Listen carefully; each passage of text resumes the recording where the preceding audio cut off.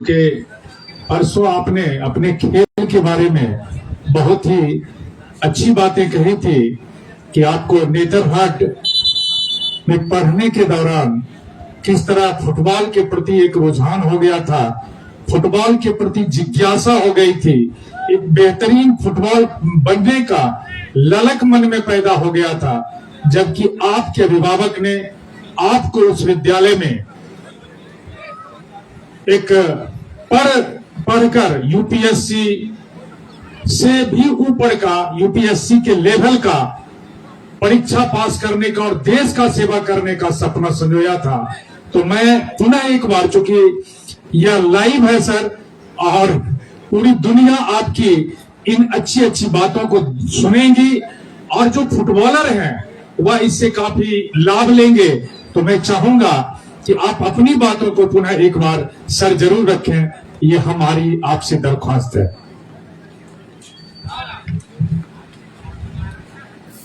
जैसे आपने फहीम जी का उदाहरण दिया था, उनकी तीसरी पीढ़ी शीतलपुर की टीम से गोलकीपर के रूप में खेल रहा था। मेरे भी पिताजी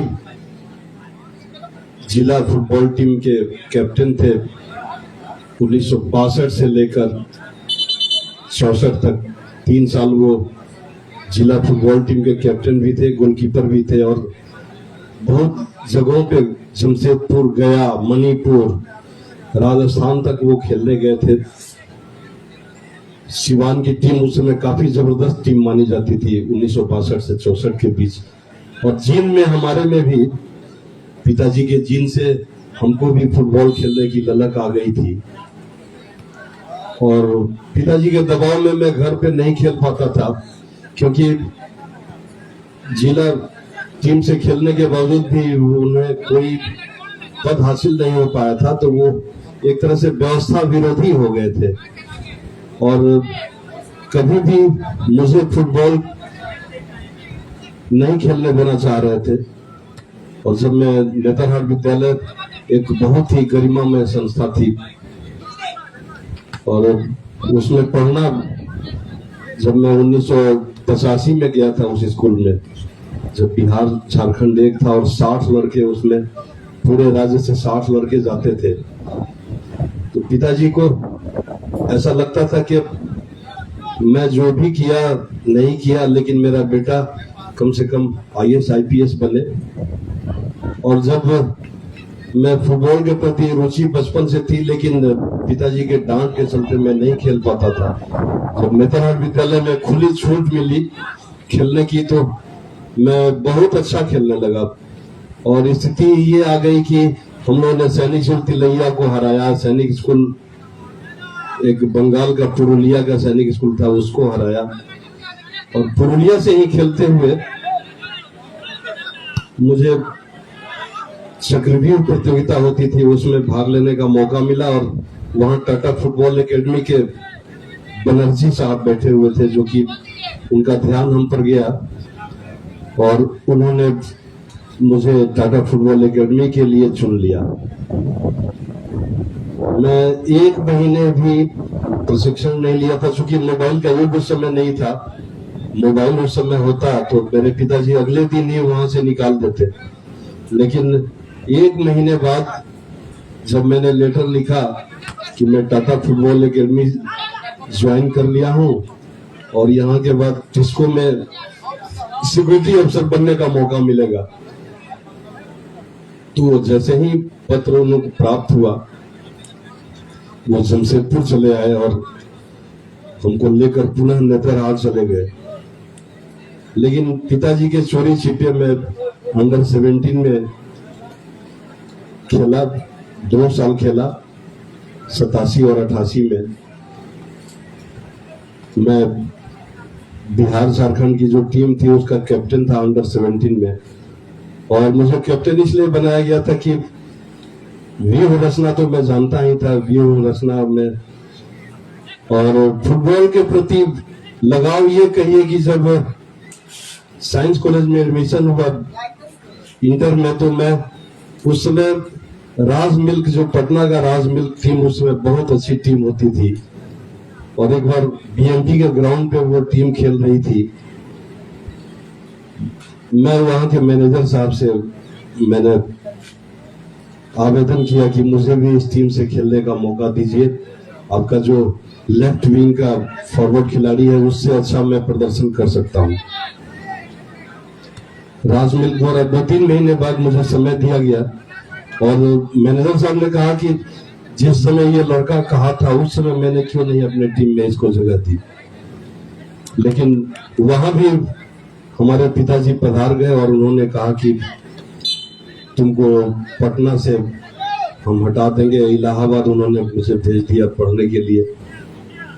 और अगर पढ़ने के प्रति रुचि मेरी जगी तो उसके लिए फुटबॉल बहुत ही अहम भूमिका फुटबॉल का है। फुटबॉल में जो कंसंट्रेशन, फुटबॉल खेलने के दौरान जो कंसंट्रेशन बनता है वो अजूबा सा चीज है जो कि हमें पता भी नहीं चल पाता है। लेकिन हम जो भी परिश्रम करते हैं अनुशासित होकर, ये फुटबॉल हमको बहुत कुछ सिखाता है। आम जीवन में एक अनुशासित सिपाही बनता दिखाता है ये फुटबॉल। और कोई भी व्यक्ति किसी भी व्यवसाय में, किसी भी क्षेत्र में आगे बढ़ना चाहता है, अगर उसको फुटबॉल के प्रति रुझाव है, फुटबॉल के प्रति लगाव है, तो वो अपने किसी भी क्षेत्र में बहुत आगे बढ़ेगा। और इस बीच नौटोलिया की टीम आक्रमण करती हुई, लेकिन अकेला चना भार नहीं फोड़ता है, आपने कहावत सुनी होगी। नौटोलिया के जो प्लेयर अकेले ही आगे बढ़ रहे थे 16 नंबर की जर्सी में, उनके साथ साथ 2-3 और भी खिलाड़ी साथ साथ बढ़ रहे थे, लेकिन उन्होंने पास देना मुनासिब नहीं समझा और इस तरह से एक सुजावलपुर की ओर जो खतरा था वो टल गया है। गोलकीपर स्वयं ही किक लेते हुए, एक लंबा किक,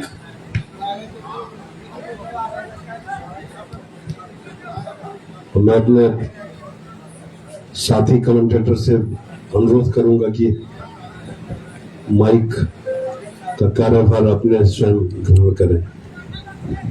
बहुत बहुत धन्यवाद सर। और मौका है मुंगेर जिला फुटबॉल संघ के तत्वावधान में आयोजित रविंद्र प्रसाद सिंह मेमोरियल मुंगेर जिला फुटबॉल लीग का यह तीसरा मैच सुजावलपुर बनाम नवटोलिया के बीच। और आज के इस मैच के मुख्य अतिथि हैं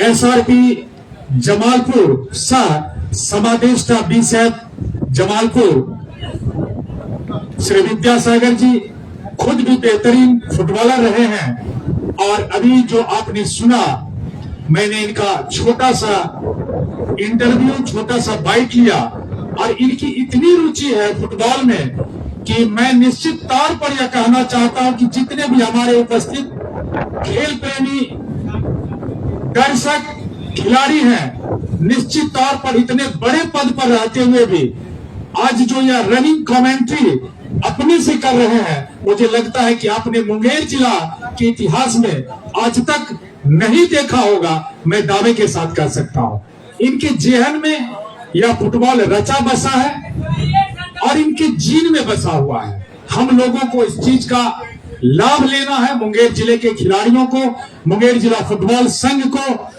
और हम इस बात को आगे बढ़ाते रहेंगे। और आपने सुना अभी सर का यह इंटरव्यू, किस तरह से इनकी ललक थी फुटबॉल के प्रति और फिर इनको वापस किया गया। लेकिन निश्चित तौर पर जिन्होंने पूरे विश्व को अपने ज्ञान से अचंभित किया, स्वामी विवेकानंद जी ने, उन्होंने भी इस पॉइंट पर आकर कंसंट्रेट किया कि फुटबॉल ही वह खेल है जो कि हमें कंसंट्रेशन देती है। या उनका अमृत वाक्य था जो कि आज पूरे विश्व में तैर रहा है। और पूरे विश्व के धर्म सम्मेलन में जब उनका